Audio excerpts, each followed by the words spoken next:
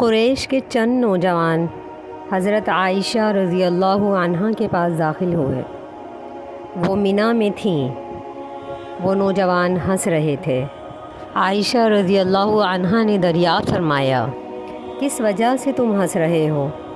وہ کہنے لگے، فلاں شخص خیمے کی طناب پر گرا تو اس کی آنکھ یا گردن جاتے جاتے بچی۔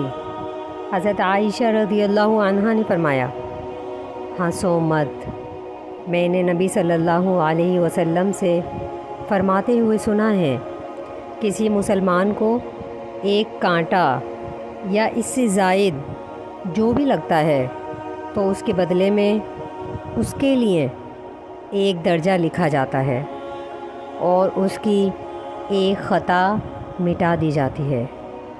مسلم کتاب البر والصلہ۔